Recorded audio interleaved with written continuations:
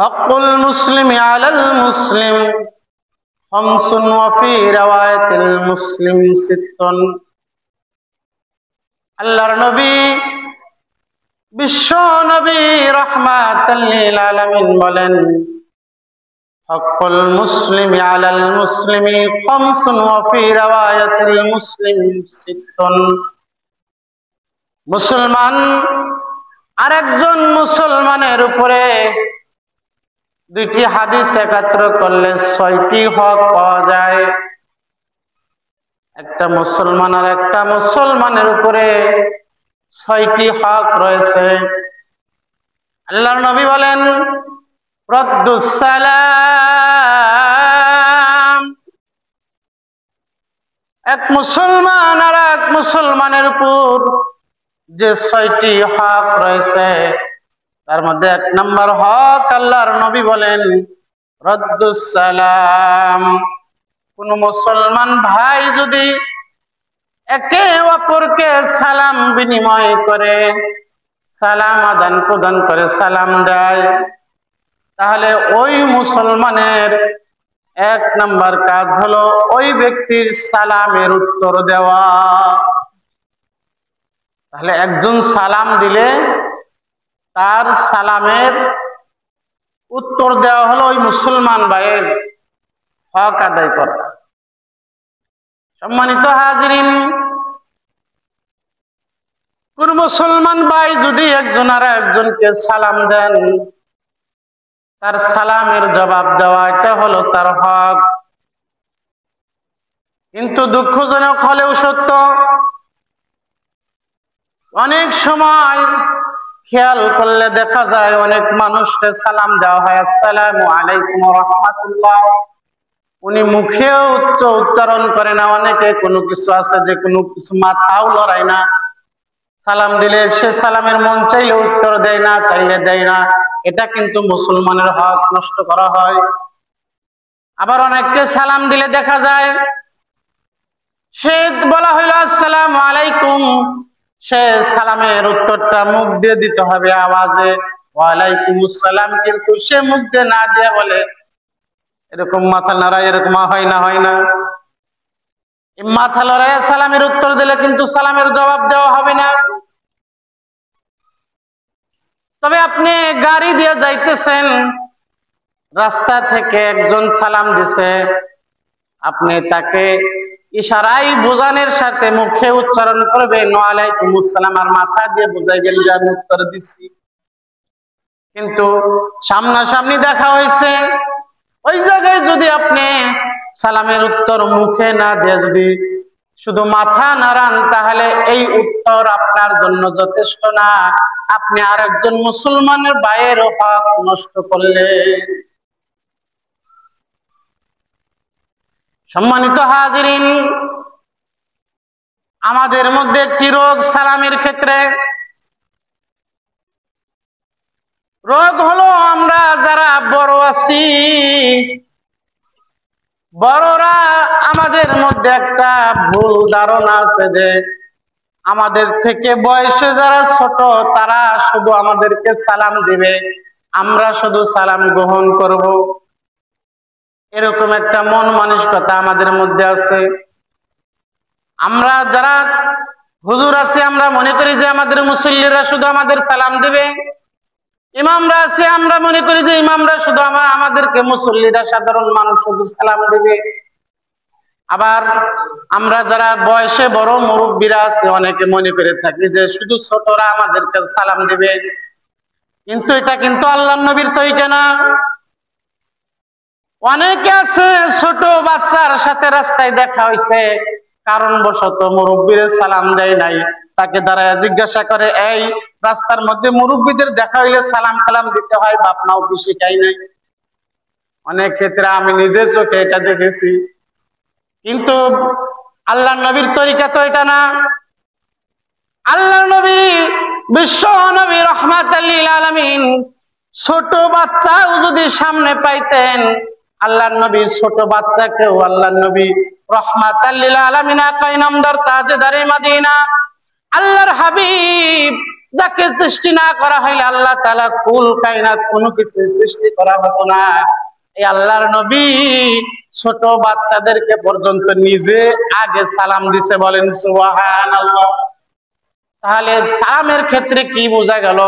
যদি অনেক সময় ছোটরা যদি আমাদেরকে সালাম না দেয়, তাহলে আমাদের বড়দের জন্য করণীয় হলো তাকে সালাম দিয়া শিখাইয়া দেওয়া, যে মুরব্বীদেরকে দেখলে অথবা একজন আরেকজনের সাথে সাক্ষাৎ হইলে তাদেরকে সালাম বিনিময় করতে হয়। আপনি সালাম দেওয়া মানে সে যদি বুঝবান হয়, সে শরম পাইব যে আমার তো উচিত ছিল।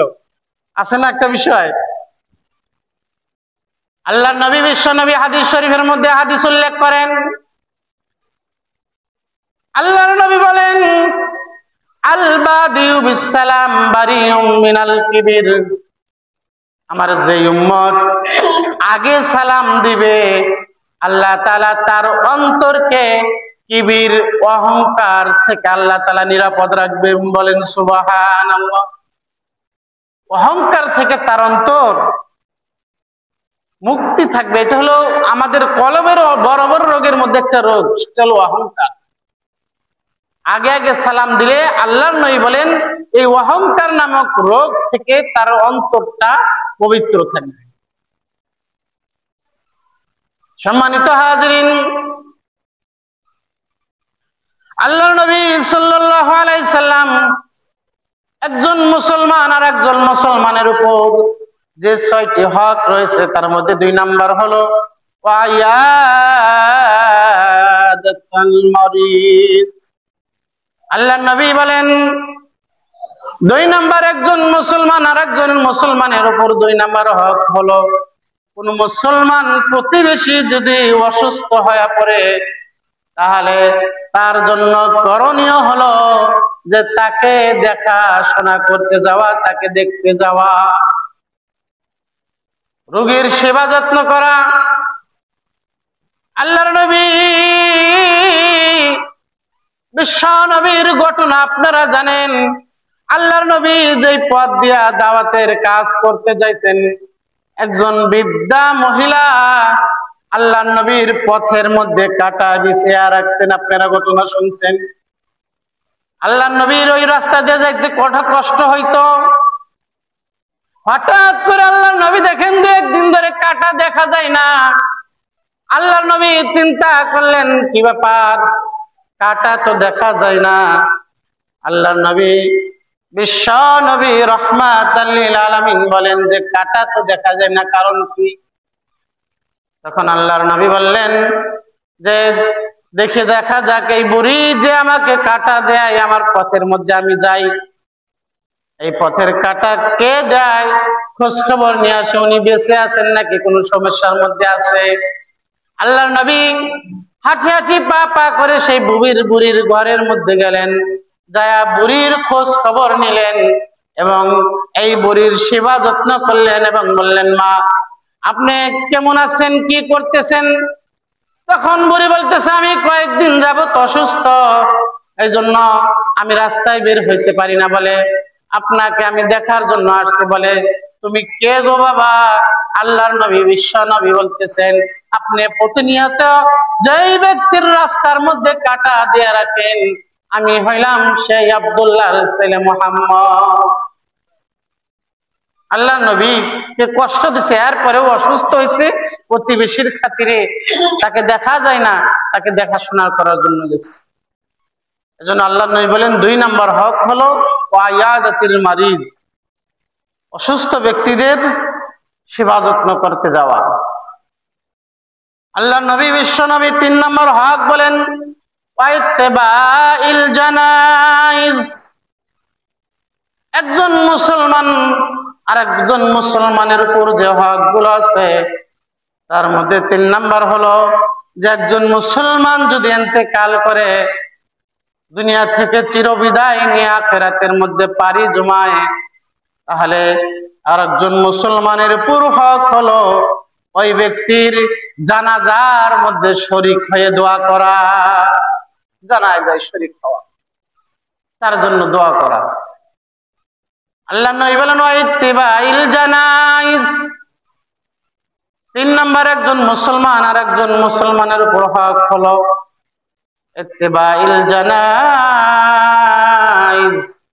একজন মুসলমান আর একজন মুসলমানের হক হলো যে অবশ্যই অবশ্যই সে ইন্তেকাল করলে চেষ্টা করতে হবে তার জানাজার মধ্যে শরীক হওয়া, দোয়া করা।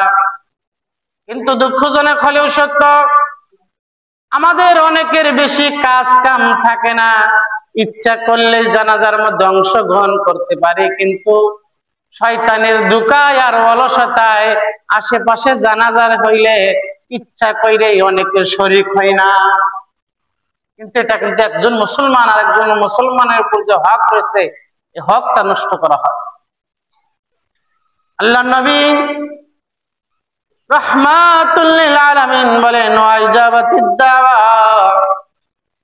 4 নম্বর একজন মুসলমান আর একজন মুসলমানের উপর যে হক আল্লাহ নবী উল্লেখ করেছেন ওয়াইজাবাতিদ দাওয়া, যে একজন মুসলমান যদি আরেকজন মুসলমানকে দাওয়াত দেয় তাহলে অবশ্যই অবশ্যই তার দাওয়াত গ্রহণ করা, দাওয়াত গ্রহণ করা। কিন্তু আমাদের মধ্যে অনেক সময় আমাদের কোনো ব্যক্তিগত অথবা পারিবারিক কোনো সমস্যার হওয়ার কারণে আমরা যদি ওই বাড়িতে কোনো কারণবশত, যেই বাড়িতে ঝগড়া হয়েছে, যেই ফ্যামিলির সাথে দাওয়াত দেয়, তাহলে ওই বাসায় দাওয়াত খাইতে যাই না।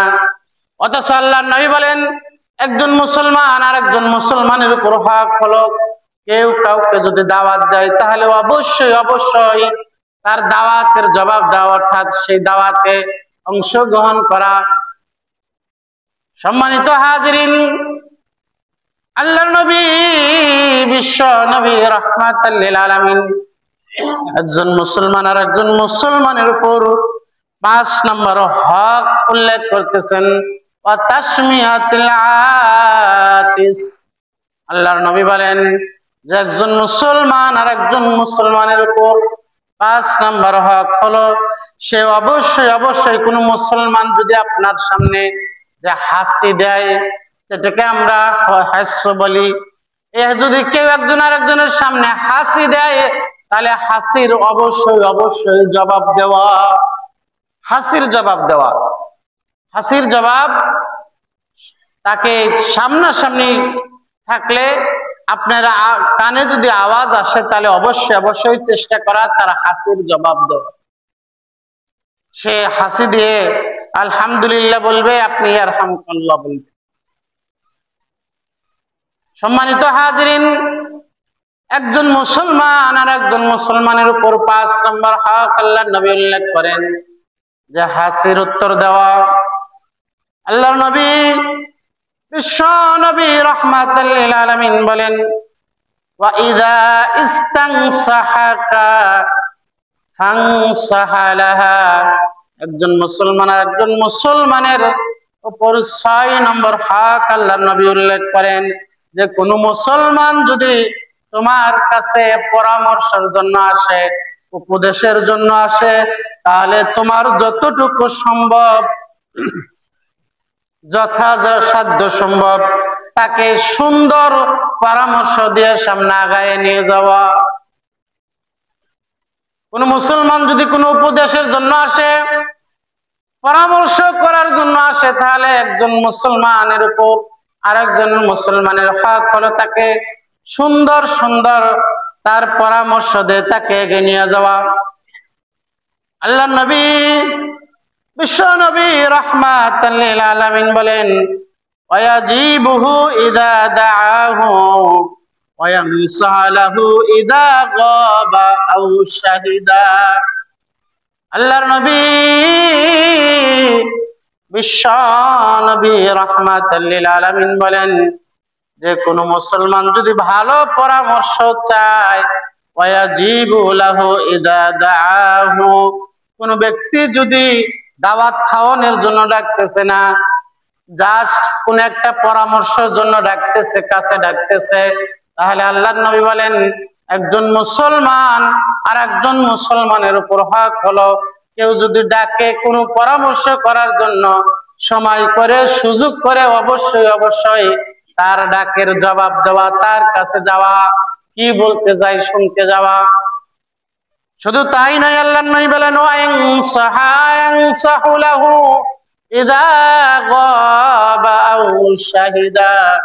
আল্লাহর নবী বলেন যে একজন মুসলমান আর একজন মুসলমানের সব সময় শুভ কামনা করবে, ভালো কামনা করবে।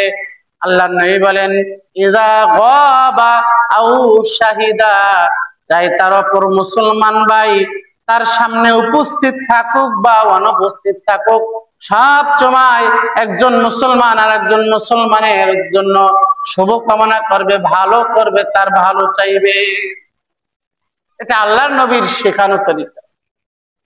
সম্মানিত হাজরিন, আল্লাহর নবী বিশ্ব নবী রাহমাতাল লিল আলামিন, বুখারী মুসলিমের হাদিস মধ্যে আছে রাজুলানে তাহাব্বানে ফিল্লাহ ইজতামা আলাইহি ওয়া তাফাররাকা আলাইহি।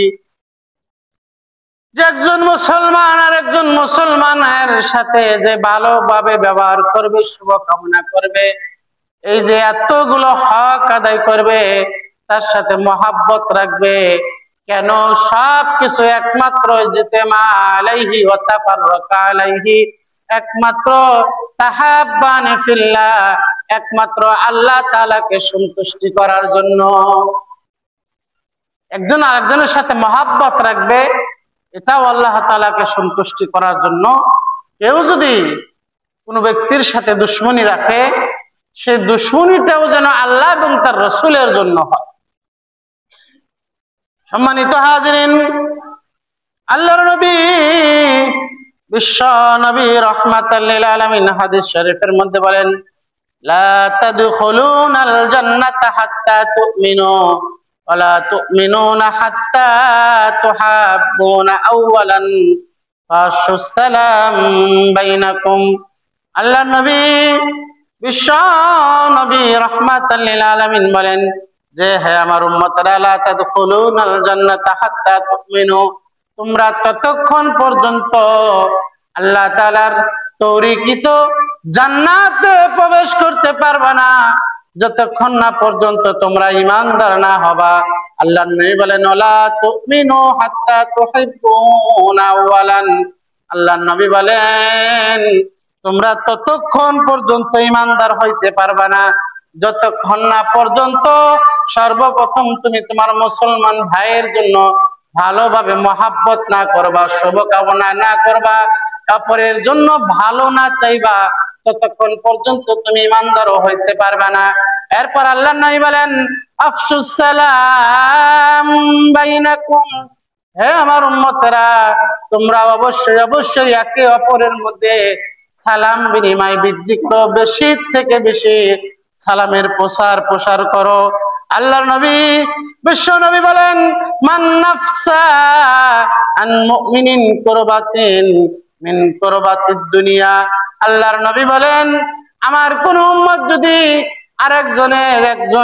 আরেকজনের উপর থেকে পার্থিব কোনো কষ্ট দূর করে, দুনিয়ার কোনো কষ্ট ক্লেশ দূর করে, আল্লাহর নবী বলেন নাফসাল্লাহু আনহু কুরবাতুন ফিল কুরবুন ইয়াউমাল কিয়ামা।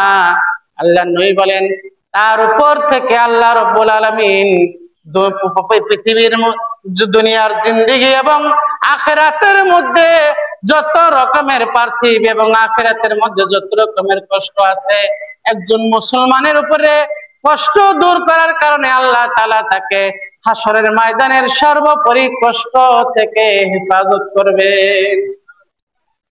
তাহলে দুনিয়ার মধ্যে একজন মুসলমান ভাইয়ের যদি পার্থিব কষ্ট আমি দূর করে দেই, তাহলে আল্লাহর নবী বলেন তাহলে ওই ব্যক্তি আখিরাতের যত রকমের কষ্ট হইতে পারে সমস্ত কষ্ট থেকে আল্লাহ তাআলা ওই ব্যক্তিকে নাজাত দিয়ে দিবেন। সম্মানিত হাজিরিন, আল্লাহর নবী সাল্লাল্লাহু আলাইহি ওয়াসাল্লাম বলেন যে আল মুসলিমু মান সালিমাল মুসলিমুনা মিন লিসানিহি ওয়া ইয়াদিহি, যে খাঁটি মুসলমান তো ওই ব্যক্তি যার হাত মুখ থেকে অপর মুসলমান নিরাপদ থাকে। আল্লাহ নবী বলেন সিবাবুল মুসলিমি ফুসুকুন ওয়া কিতালুহুল কুফুর। একজন মুসলমানকে গালিগালাজ করা এটা হলো ফাসিকি, আর তাদেরকে হত্যা করা এটা হলো কুফরি। একজন মুসলমান ভাইয়ের উপর আমাদের অবশ্যই অবশ্যই তাকে সর্বোপরি হেল্প করতে হবে, তার উপর রহম করতে হবে। আল্লাহ নবী বলেন লা ইয়ারহামুল্লাহু মান লা ইয়ারহামুন নাস।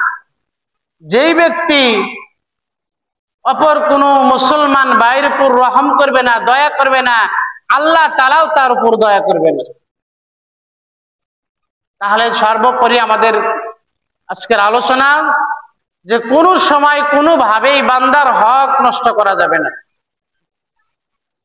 বান্দার হক যদি আমি কোনোভাবে নষ্ট করি, তাহলে আমার যত আমলই থাকুক, আমি যত আমলই করি, যত দান সৎকার করি, আমার এটা হাসরের ময়দানে নাজাতের জন্য যথেষ্ট হবে না। হাসরের ময়দানে মানুষের নেকির অভাব থাকবে না। হিসাব নিকাশের পরে মানুষ জান্নাতের দিকে রওনা দিবে। অমনি পাওনাদার সামনে আইসা দাঁড়ায় যাবে। যাদের হক নষ্ট করা হয়েছিল তারা সামনে আইসা দাঁড়ায় যাবে। আল্লাহ কি বলবেন? আল্লাহ, এই ব্যক্তি দুনিয়ার মধ্যে আমাদের হক নষ্ট করেছে। আল্লাহ, আমরা দুর্বল ছিলাম, এই জন্য এই ব্যক্তিকে কিছু বলতে পারি নাই। তার টাকারও ক্ষমতা ছিল, লাঠিরও ক্ষমতা ছিল, গোষ্ঠীরও ক্ষমতা ছিল, অনেক প্রভাবশালী থাকার কারণে আল্লাহ আমার উপর জুলুম করেছে। আল্লাহ, আপনি তো দেখছেন। আল্লাহ, আপনি তো আলিমুম বিযাতিস সুদূর। আল্লাহ, এই ব্যক্তি আমার উপর জুলুম করছে, আমার হক মেরে খাইছে। আমি গরিব হওয়ার কারণে, আমি দুর্বল হওয়ার কারণে কিছু বলতে পারি নাই। কিন্তু আল্লাহ, ওয়ানাজাউল মাওয়াজিনাল কিসতা লিয়াউমিল কিয়ামা, আজকে তো ইনসাফের দাঁড়িপাল্লা কায়েম করেছেন। আল্লাহ, আজকে তো আপনি ভালোভাবে প্রত্যেক জনের ইনসাফের সাথে তার পাওনা বুঝে দিবেন। আল্লাহ, আমি দুনিয়ার মধ্যে আমার পাওনা বুঝে পাই নাই, সে আমার উপর জুলুম করছে, অত্যাচার করেছে। গো মাওলা রব্বুল আলামিন, আজকে আমার পাওনা আমি আয়ার কাছ থেকে বুঝিয়া চাই। তখন আল্লাহ তাআলা বলবেন, হে বান্দা, তুমি এর উপর জুলুম করেছো, এর পাওনা তুমি বুঝে দাও। তখন বলবে, আল্লাহ, আজকে তো আমার টাকা পয়সা নাই, জমি জমা নাই, আর জমি মাইরা খাইছি, এর টাকা পয়সা মাইরা খাইছি, একে এইভাবে কষ্ট দিছি। আল্লাহ, আজকে তো আমার কিছু নাই, তাহলে আমি এর হক কিভাবে আদায় করব? তখন আল্লাহ তাআলা বলবেন, আজকে তোমার কিছু না থাকলেও তোমার তো নেক আছে, দুনিয়ায় নেক কামাই করছো। তোমার নেকি গুলো, তোমার এই যে পাওনাদাররা সারিবদ্ধ হয়ে দাঁড়ায় আছে, এদেরকে যাদের হক নষ্ট করছো, হকদাররা সারিবদ্ধ হয়ে দাঁড়ায় আছে, তাদের হক গুলো তুমি পরিশোধ করে দাও।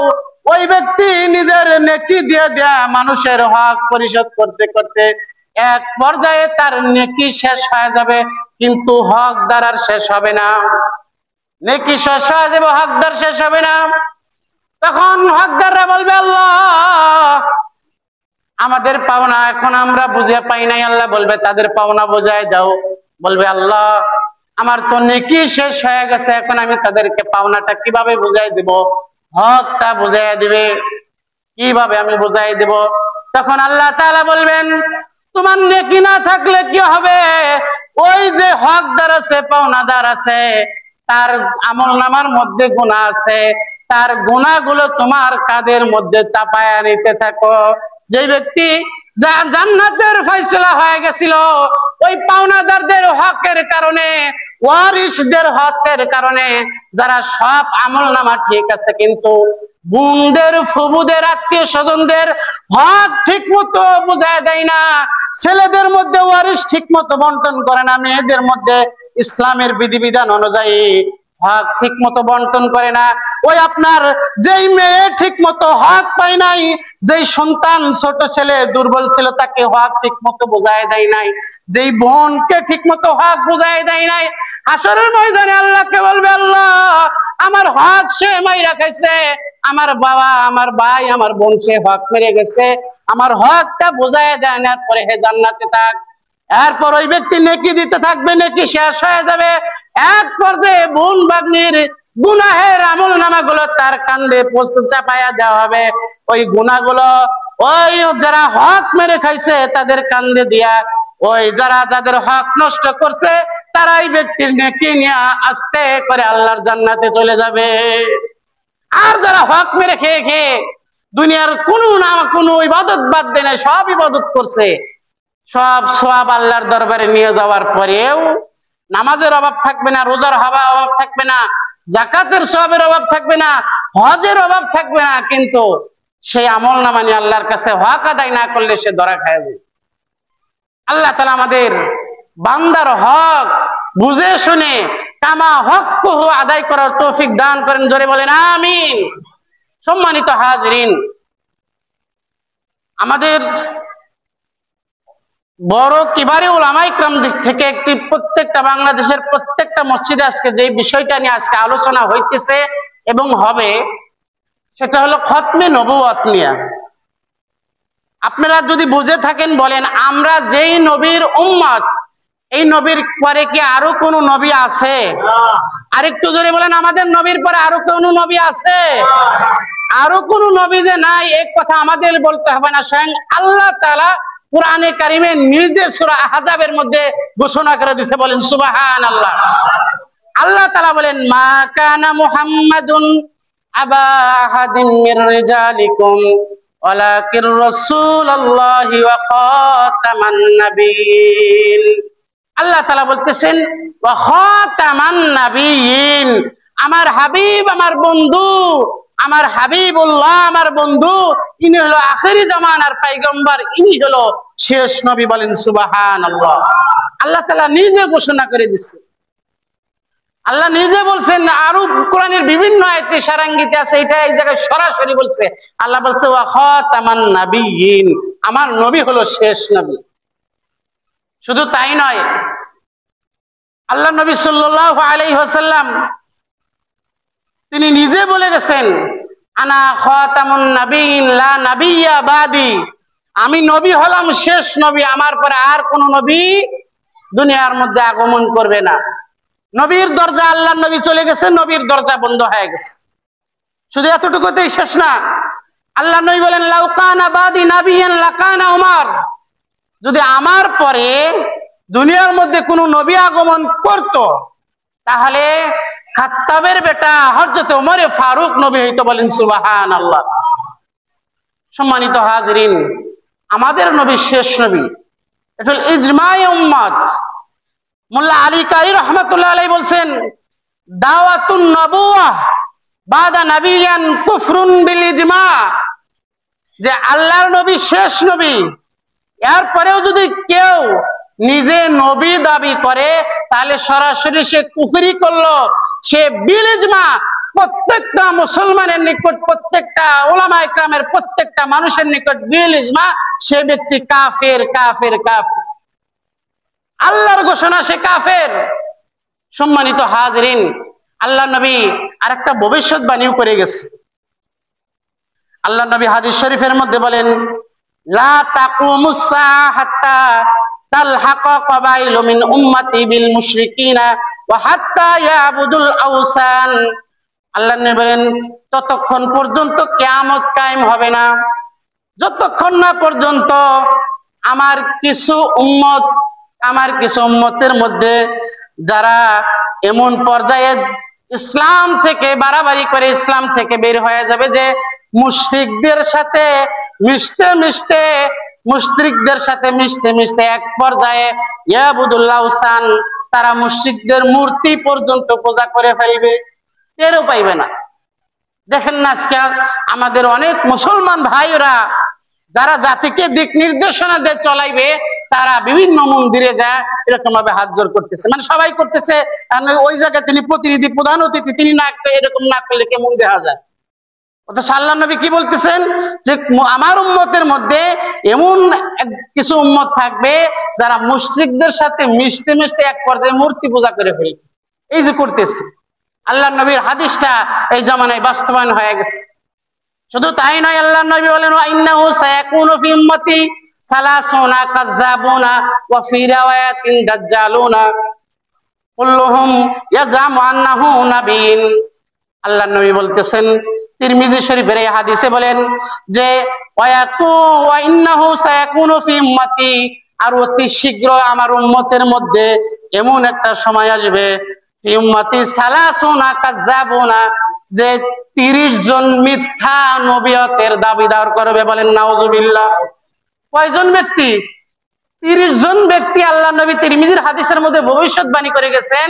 ততক্ষণ পর্যন্ত কিয়ামত হবে না যতক্ষণ পর্যন্ত আমার উম্মতের মধ্যে 30 জন মিথ্যা নবুয়তের দাবিদার না হবে। 30 জন। সম্মানিত হাজিরিন, আল্লাহ নবী বলেন কুল্লুহুম ইয়াজামুনা আন্নাহু নাবিয়্যুন, প্রত্যেকটা 30 জনের মধ্যে প্রত্যেকজন নিজেকে নবী দাবি করবে। এরপর আল্লাহ নবী সতর্ক করে বলেন ওয়া আনা খাতামুন নাবিয়্যিন, হে আমার উম্মতেরা সাবধান সাবধান, আমি নবী হলাম শেষ নবী, লা নাবিয়্যা বাদি, আমার পরে আর কোন নবী আসবে না। 30 জন যে তারা মিথ্যা নবুয়তের দাবি করবে, তারা শুধু মিথ্যাবাদী না, তারা দাজ্জাল, তারা চরম পর্যায়ের মিথ্যাবাদী। সম্মানিত হাজিরিন, আমাদের এই আলোচ্য বিষয়ের কারণ হলো আমাদের বাংলাদেশের মধ্যে, যার উৎপত্তি হলো ভারতে, বাংলাদেশের মধ্যে একটা জামাত আছে যারা নিজেদেরকে আহমদিয়া মুসলিম জামাত বলে, আহমদিয়া মুসলিম জামাত বলে, অথচ তাদের আকীদা হলো আমাদের নবী শেষ নবী না, শেষ নবী হলো মির্জা গোলাম আহমদ কাদিয়ানী। বলেন নাউজুবিল্লাহ। তাদের আকীদা কি? আমাদের নবীকে শেষ নবী মানে না, তারা বলে মির্জা গোলাম আহমদ কাদিয়ানী, ভারতের একটা জায়গার নাম হলো কাদিয়ান, সেই বলে গোলাম আহমদ কাদিয়ানী হলো আর শেষ নবী। বলেন নাউজুবিল্লাহ। সম্মানিত হাজিরিন, তারা বাংলাদেশের মধ্যে বিভিন্নভাবে মিশন চালু করছে। প্রত্যেকটা জেলায় অঞ্চলে তাদের লোক আছে, লোক সেট করা আছে। তারা তাদের দাওয়াতি কাম খুব উচ্চ গতিতে চালাইতেছে, বিশেষ করে পার্বতী অঞ্চলগুলোতে। তারা মানুষদেরকে, বিশেষ করে সাধারণ মুসলমানদেরকে বিভিন্ন ভাবে ধোঁকা দিয়ে বোকা বানায়া মুসলমান থেকে বের করে ওই আহমদিয়া মুসলিম জামাত একটা গোষ্ঠীর মধ্যে তারা দাখিল করে, তাদেরকে বোঝায় যে আমাদের নবী শেষ নবী না, গোলাম আহমদ কাদিয়ানী হলো শেষ নবী। দুঃখজনক হলেও সত্য যে এই কাদিয়ানীর মৃত্যুটা কিভাবে হয়েছে তার ইতিহাস গ্রন্থে লেখছে। সে বাথরুমে গেছে বাথরুম করতে, ওই জায়গার মধ্যে পইরা সে মারা গেছে রে। আলহামদুলিল্লাহ কইবেন না? নবীরা যে নবুয়ত দাবি করছে, হে কোথায় মারা গেছে? বাথরুমের মধ্যে। খেয়াল করেন, আল্লাহ বলছে আমার নবীর পরে আর কোন নবী নাই, এবং কি আল্লাহ নবী বলছে লাউকানা বাদি নাবিয়ান লাকানা ওমর, আমার পরে নবী নাই, আমার পরে নবী হলো খাত্তাবের বেটা ওমর হইতো। শুধু তাই নয়, আল্লাহ নবী সাল্লাল্লাহু আলাইহি ওয়াসাল্লাম হাদিস শরীফের মধ্যে উল্লেখ করেছেন, হযরত আলী রাদিয়াল্লাহু তাআলা আনহুর ব্যাপারে বলছে আনতা মিন্নি বিমুনজিলাতি হারুন মিন মুসা, হে আলী তুমি আমার নিকটে কেমন জানো? মুসার নিকটে হারুন যেমন। মুসার নিকটে হারুন কেমন? হযরত মুসা আলাইহিস সালাতু ওয়াস সালামকে দাওয়াতি কাজে সহযোগিতা করার জন্য আল্লাহ তাআলা তার বড় ভাই হারুন আলাইহিস সালাতু ওয়াস সালামকে সহযোগী হিসেবে বানায় দিয়েছিলেন, তবে হারুন আলাইহিস সালামকেও নবুয়ত দিয়েছিলেন। তবে আল্লাহ নবী বলতেছেন, হে আলী তুমি আমার নিকটে তেমন যেমন ভাবে হযরত মুসার কাছে তার বড় ভাই হারুন ছিল, তবে মুসার বড় ভাইকে আল্লাহ তাআলা নবুয়ত দিছিল, কিন্তু আমার পরে আর কোন নবী আসবে না। আল্লাহ বলছেন ইল্লা ইন্নাহু লা নাবিয়্যা বাদি, সাবধান আমার পরে কোন নবী আসবে না। আমার পরে নবী আসলে এই হাদিসের ইশারায় বোঝা যায় যে হযরত আলী রাদিয়াল্লাহু তাআলা আনহুর চান্স ছিল, কিন্তু আল্লাহ নবী বলছে লা নাবিয়্যা বাদি, আমার পরে নবী আসবে না। অতএব আলী তুমি বুঝে শুনে কাজ করো, আমার পরে কিন্তু নবী না, তবে তুমি আমার পরে আমার সাথে তুমি যেইভাবে সহযোগিতা করছো হারুন আলাইহিস সালাম যেভাবে মুসাকে সহযোগিতা করছে, তুমি আমাকে সেইভাবে সহযোগিতা করছো। সম্মানিত হাজিরিন, বিশ্বের 42টা দেশের মধ্যে, আরব আমিরাত পাকিস্তান সহকারে 42টা দেশের মধ্যে কাদিয়ান এদেরকে অমুসলিম ঘোষণা করছে। তারা দেশে থাক, মুশরিকরা মূর্তি, হিন্দুরা, বৌদ্ধরা, খ্রিস্টানরা বাংলাদেশে আছে না, তারাও রয়েছে, থাক, আমাদের কোনো আপত্তি নাই। বিশ্বের 42টা দেশের মধ্যে যেমন ভাবে কাদিয়ানদেরকে অমুসলিম কাফের ঘোষণা করে তাদের দেশে থাকতে দিছে, আরব আমিরাতে তাদেরকে ঢোকাই নিষেধ। ঠিক আমাদের বাংলাদেশের মধ্যেও কাদিয়ানীদেরকে অনতিবিলম্বে দীর্ঘদিন ধরে আন্দোলন চলতেছে যে তাদেরকে যারা আমার নবীকে শেষ নবী মানবে না তারা এই দেশে মুসলিম পরিচয় থাকতে পারবে না। সেই ধারাবাহিকতায় আগামীকাল 15 তারিখ দলমত নির্বিশেষে সোহরাওয়ার্দী উদ্যানে সরকারের কাছে বড় আকারে মেসেজ দেওয়ার জন্য একটি সমাবেশের আয়োজন করা হয়েছে যে আমাদের নবীকে যারা শেষ নবী মানে না তাদেরকে অন্য 42টা দেশের মতো আমাদের দেশেও অমুসলিম ঘোষণা করতে হবে, সেই স্মারকলিপি দেওয়া হবে। সেখানে আমি আপনার তারা যারা ওখানে আয়োজন করতেছে তারাও যেই নবীর উম্মত, আমরাও সেই নবীর উম্মত। আমাদের উচিত হবে সেখানে যা নবীর মহব্বতে নবীর ভালোবাসায় উপস্থিত হওয়া। আমরা চেষ্টা করবো তো ইনশাআল্লাহ। যদি যেতে না পারি আমরা অন্তরস্থল থেকে দোয়া করতে পারবো তো ইনশাআল্লাহ। নবীর মহব্বতে যারা যাবে তাদের জন্য দোয়া করবেন তো ইনশাআল্লাহ। আল্লাহ তাআলা সবাইকে কবুল করেন, বলেন আমিন। যারা